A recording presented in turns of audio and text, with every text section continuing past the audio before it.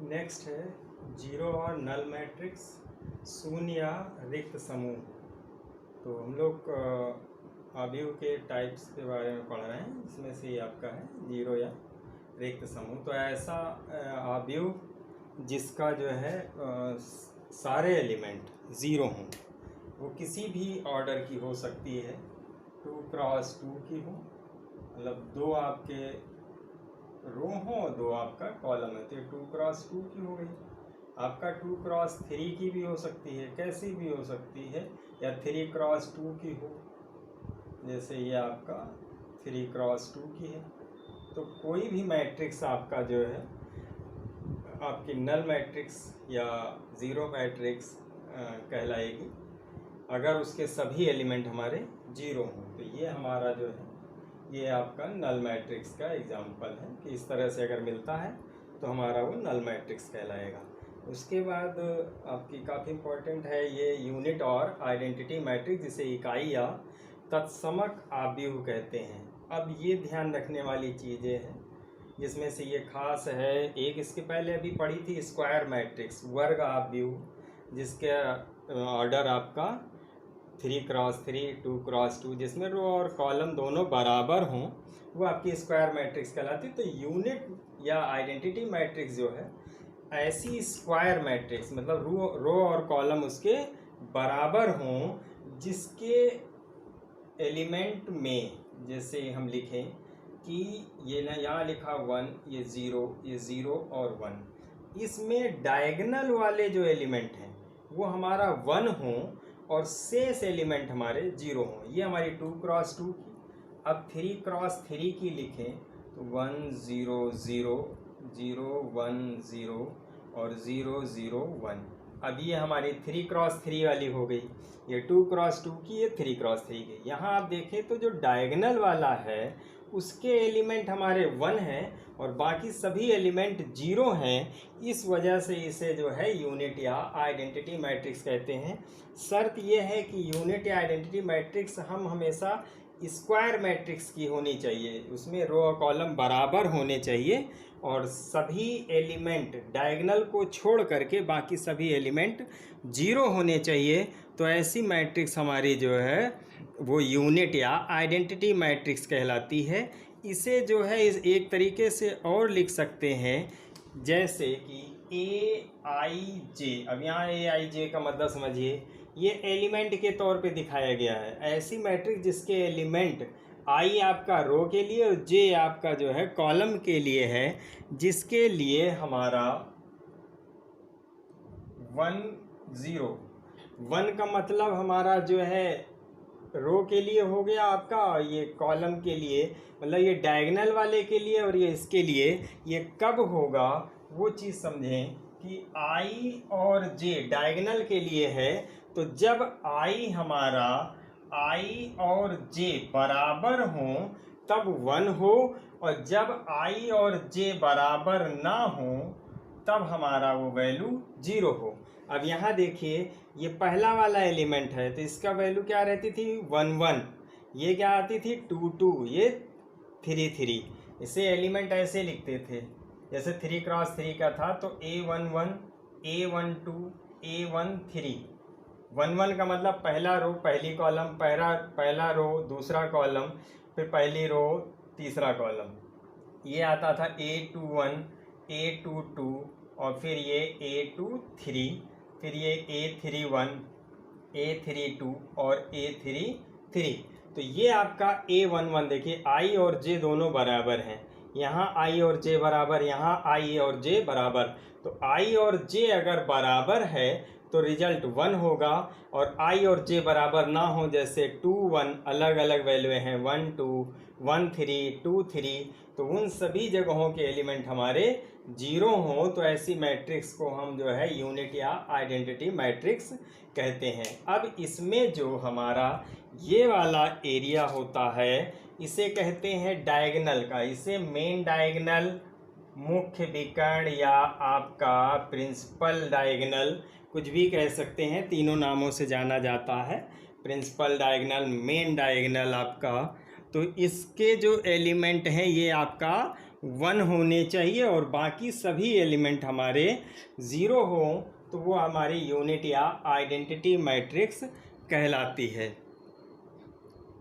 और ये चीज़ केवल ओनली स्क्वायर मैट्रिक्स में हमें डायगोनल कहेंगे। अगर स्क्वायर मैट्रिक्स नहीं है तो डायगोनल हमें मिलेगा ही नहीं। जैसे कि आप देखें कि ये वाला 3x2 वाला, अब यहाँ देखिए डायगोनल नहीं बना सकते, तो डायगोनल हमें जब भी मिलेगा वो स्क्वायर मैट्रिक्स में ही मिलेगा। नेक्स्ट मैट्रिक्स है हमारी डायगोनल मैट्रिक्स।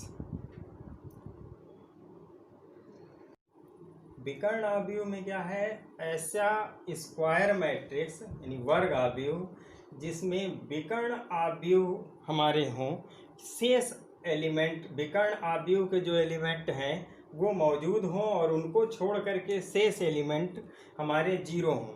अब यहाँ ध्यान दें कि अगर सपोज हम एक 3x3 का लिखते हैं, बात स्क्वायर मैट्रिक्स की है, तो आपका जो है स्क्वायर के जैसे 3x3 का लिखें, तो यहाँ हमने लिखा आपका जैसे 1 लिखा, ये 0, यहाँ 0, यहाँ 3 लिख दिया, ये भी विकर्ण आव्यूह होगा। अगर यही 3 हमारा 1 हो जाता तो वो हमारा जो है यूनिट मैट्रिक्स में पहुंच जाता। यहाँ 4 भी हो सकता है, जैसे 7 लिख दिया, ये भी विकर्ण आव्यूह में आएगा। या फिर आपका जो है एक लिख दिया 3 0 0 0 5 0 0 0 1, अब ये भी हमारा विकर्ण आव्यूह कहलाएगा क्योंकि इसमें केवल विकर्ण के एलिमेंट हैं और शेष एलिमेंट हमारे 0 हैं। इसके साथ एक तीसरा है स्केलर मैट्रिक्स या अदिश आव्यूह। अब अदिश आव्यूह में देखें कि ऐसा आव्यूह जो इसमें एलिमेंट हमारे जो है से विकर्ण के एलिमेंट हमारे सेम हों और शेष एलिमेंट हमारे 0 हों। यहाँ देखिए 2 और 2 ही है विकर्ण में। या फिर हमारा जो है कोई स्क्वायर में बनाएं, तो यहाँ लिख दिया 3 0 0 0 3 0 0 0 3, इस प्रकार से है। कोई भी हो सकता है हमारा, यहाँ 7 है 0 0 0 7 0 फिर 0 0 7, तो विकर्ण वाला जो भी होगा वो एलिमेंट हमारा होना चाहिए और सारे एलिमेंट हमारे 0 हों, तो वह हमारा स्केलर मैट्रिक्स कहलाएगा या अदिश आव्यूह। अब इसमें पहचानिए, देखिए ध्यान दीजिए, विकर्ण आव्यूह में विकर्ण का एलिमेंट कोई हो सकता है, शेष एलिमेंट अगर 0 हैं केवल विकर्ण के एलिमेंट हैं। कोई भी हो सकता है, 3 5 1 भी मिल जाए, बाकी एलिमेंट अगर हमारे 0 हैं तो विकर्ण आव्यूह होगा। अदिश वाले में क्या है, विकर्ण के हमारे एलिमेंट सेम होने चाहिए, तब वो अदिश आव्यूह। अब यहाँ एक खास देखिए लिख दिया है, यहाँ 1 1 1 है, तो ये हमारा स्केलर मैट्रिक्स भी है और यूनिट मैट्रिक्स भी है। ठीक है, ये वाला केवल विकर्ण आव्यूह में कहलाएगा, न स्केलर कहलाएगा न यूनिट में जाएगा। ये वाली चीज़ को हम तीनों चीज़ें कह सकते हैं, ये सब में जा सकता है। इसके लिए ज़रूरी नहीं कि डिफरेंट हो तभी विकर्ण कहलाएगा। ये विकर्ण आव्यूह, केवल ये विकर्ण आव्यूह कहलाएगा। इसे हम विकर्ण आव्यूह भी कह सकते हैं, इसे हम अदिश आव्यूह भी कह सकते हैं। ये हमारा विकर्ण भी कहलाएगा, अदिश भी कहलाएगा, ये हमारा विकर्ण भी कहलाएगा, अदिश भी कहलाएगा। लेकिन ये वाला 3 चीज़ें कहलाएगा। इसे विकर्ण आव्यूह भी कह सकते हैं, अदिश आव्यूह भी कह सकते हैं और यूनिट आव्यूह भी कह सकते हैं। तो ये तीनों चीज़ों की क्वालिटियाँ रख रहा है। तो ऐसा आपको जो है स्क्वायर मैट्रिक्स, और स्क्वायर मैट्रिक्स तो ये है ही क्योंकि इसके रो और कॉलम बराबर हैं। तो ध्यान रखेंगे कि अगर जो है हमारे पास विकर्ण के एलिमेंट को छोड़ करके शेष एलिमेंट 0 हैं, फिर हम विकर्ण वाले पे ध्यान देंगे। अगर उसके विकर्ण के एलिमेंट अलग अलग हैं तो वो केवल विकर्ण आव्यूह होगा। अगर उसके विकर्ण के जो एलिमेंट हैं वो सेम हैं तो वो अदिश आव्यूह होगा। सेम होने के साथ साथ अगर वो 1 भी हो जाते हैं तो वो हमारा यूनिट आव्यूह बन जाता है। नेक्स्ट है सब मैट्रिक्स। अब सब मैट्रिक्स वैसे समझिए जैसे हम लोग ग्रुप से सब ग्रुप बनाते थे, तो वैसे ही एक मैट्रिक्स ए हमें दी गई है। जैसे ये आपका है 5 4 8 6 1 2 7 3 9। इसमें से कुछ रो और कॉलम को छोड़ करके बाकी बचे हुए एलिमेंट से अगर हम कोई नई मैट्रिक्स बनाते हैं तो वो पहले वाली मैट्रिक्स की सब मैट्रिक्स कहलाती है। जैसे हम पहली रो और पहला कॉलम अगर छोड़ दें तो ये हमारा सब मैट्रिक्स बनेगा। उसके एलिमेंट क्या होंगे, पहली रो यानी 5 6 7, पहला कॉलम 5 6 7 वाला, पहली रो 5 4 8। अगर ये छोड़ दें तो हमारे पास बचता है 1 3 2 एंड 9। तो ये हमारी पहली वाली मैट्रिक्स की सब मैट्रिक्स होगी।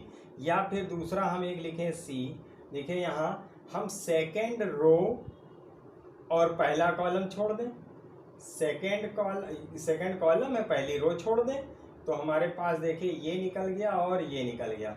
बचे क्या हमारे पास, यहाँ से बचा 6 7 और 2 एंड 9, ये एक बन गया। ऐसे ही हम अलग अलग जो है किसी भी रो या कॉलम को, जैसे हम इसको छोड़ दें, ठीक है, और यहाँ से इसको छोड़ दें तो हमारे पास जो बनेगा नया मैट्रिक्स वो बनेगी हमारी 5 4 और साथ में 7 3। तो हमने क्या छोड़ा था, सेकंड वाली रो और लास्ट वाला कॉलम। तो इस तरीके से हम जो है किसी रो या और कॉलम को अगर हम ड्रॉप करके दूसरी मैट्रिक्स बना रहे होते हैं तो वो पहली वाली मैट्रिक्स की सब मैट्रिक्स कहलाती है। The matrix obtained by leave some row and column of the given matrix is called the sub matrix. तो कोई एक आपका रो या कॉलम ड्रॉप कर देने से जो बाकी बचता है वो हमारा सब मैट्रिक्स कहलाता है। उसके बाद आता है ट्रायंगुलर मैट्रिसेस। तो ट्रायंगुलर मतलब है आपका त्रिभुजीय। तो ये दो प्रकार का होता है, निम्न त्रिभुजीय और उच्च त्रिभुजीय, अपर एंड लोअर वाला। तो अपर का मतलब है ऊपर हमें एलिमेंट हो शेष 0 हो, लोअर का मतलब है नीचे हमारे एलिमेंट हो और ऊपर 0 हो। अब नीचे और ऊपर का मतलब डायगोनल से ऊपर और नीचे लिए जाते हैं। तो उसके लिए क्या है कि जैसे देखिए एक एलिमेंट, एक हम मैट्रिक्स बना रहे हैं और ये स्क्वायर मैट्रिक्स होनी चाहिए। जैसे यहाँ हमने लिखा 1 3 5, ये 0, फिर 4 7 0 0 एंड 6। अब ये हमारा जो है अपर है। लो इस डायगोनल 1 4 6 के नीचे वाला पोर्शन, ये डायगोनल के एलिमेंट हो गए 1 4 6 वाले, उसके नीचे के सभी एलिमेंट 0 हैं, केवल ऊपर के हैं। लोअर का मतलब है हमारे पास नीचे के एलिमेंट होने चाहिए और ऊपर वाले जो है हमारे 0 होने चाहिए। तो यहाँ लिख सकते हैं जैसे 3 है 0 0, फिर हमारा 4 5 2 सॉरी ये 0 और उसके बाद 1 6 3। अब यहाँ से डायगोनल के ऊपर के सभी एलिमेंट जो है 0 हैं और डायगोनल के नीचे के एलिमेंट हमारे पास मौजूद हैं, तो ये लोअर ट्रायंगुलर मैट्रिक्स कहलाएगी। इसके बाद नेक्स्ट है लास्ट, आप समझिए कंपैरेबल मैट्रिक्स। ऐसी मैट्रिक्स जो दो मैट्रिक्स जिनका ऑर्डर सेम हो तो वो तुल्य वाली मैट्रिक्स कहलाती, जिन्हें कंपेयर किया जा सके। तो दो मैट्रिक्स कंपेयर तभी की जा सकती है जब उनके रो और कॉलम्स सेम हो, यानी नंबर ऑफ ऑर्डर उनका सेम हो, तो वो हमारी जो है कंपेयर की जा सकती हैं।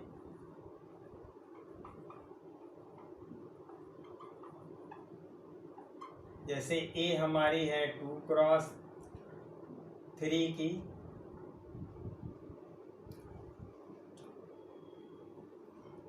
जैसे ए हम एक मैट्रिक्स बनाते हैं और ये मैट्रिक्स जैसे हमने लिखा कि जो है 1 4 7 है, 1 4 7 और 6 0 8, ये एक मैट्रिक्स है। और बी हमारे पास है दूसरी 5 2 7 और 4 8 9। अब यहाँ देखिए ये मैट्रिक्स हमारी 2 क्रॉस 3 की है, ये भी 2 क्रॉस 3 की है।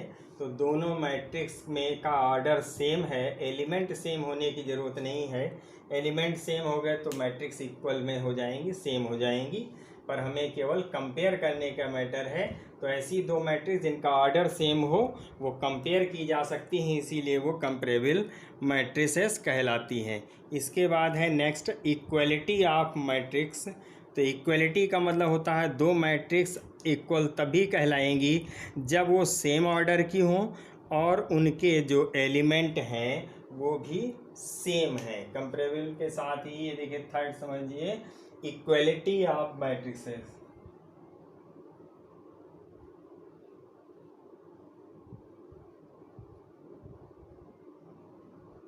तो इनमें दो चीज़ें होनी चाहिए। पहला चीज़ ऑर्डर सेम होने चाहिए, और दूसरी बात जो इसमें होना चाहिए एलिमेंट सेम होने चाहिए, सेम प्लेस के सेम एलिमेंट मिलने चाहिए।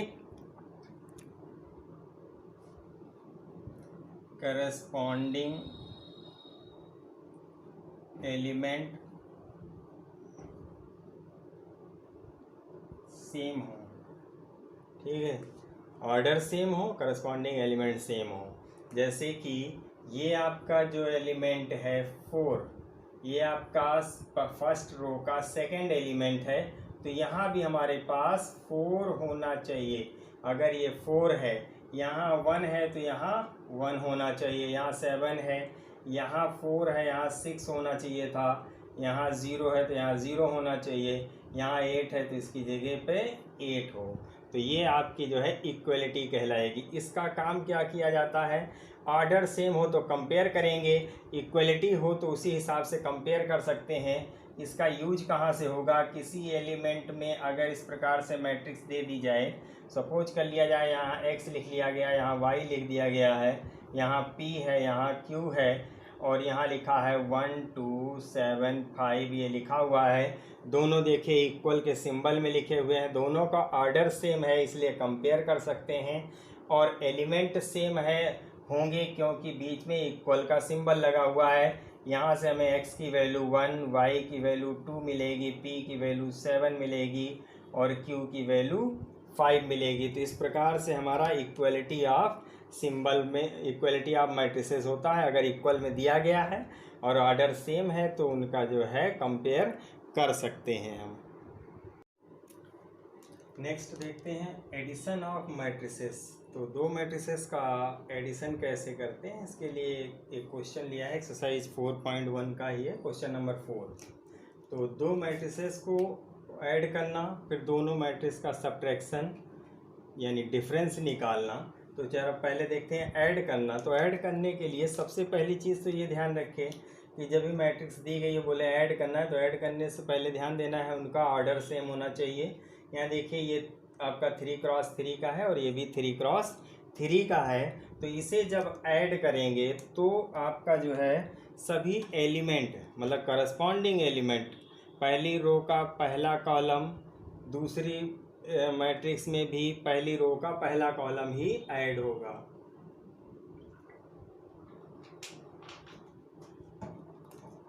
तो यहाँ देखें पहला जैसे यहाँ 1 है तो 1 और 2 को ऐड कर देंगे, 1 + 2 ऐड हो जाएगा। यहाँ से 4 + 1 ऐड हो जाएगा, ये आपका 2 और 2 ऐड हो गया। फिर यहाँ से 2 और 0, फिर 1 और 4, फिर 8 और 8, यहाँ से 1 और 6, यहाँ 1 और 1, फिर 2 और 4, इसको ऐड कर दें और फिर जो रिजल्ट आएगा वो क्या आ जाएगा, इसकी जगह पर 1 और 2 ऐड होकर के हमारे आ जाएंगे 3। तो हम यहाँ पर 3 लिखे दे रहे हैं सीधे। 2 और 0 ऐड होकर के क्या आ जाएगा, 2 आ जाएगा। 1 और 6 ऐड होकर के कितना आ जाएगा, 7। 4 और 1 हो जाएगा 5। 1 4 यहाँ पर ऐड होके 5। 1 और 1 ऐड होकर के यहाँ पर 2 आ जाएंगे। ये 2 और 2 ऐड हो जाएंगे तो 4। 8 और 8 मिलके यहाँ हो जाएगा 16, और फिर 2 और 4 6, 2 और 4 मिलके 6 हो जाएंगे। तो इस तरह से इनका एडिशन।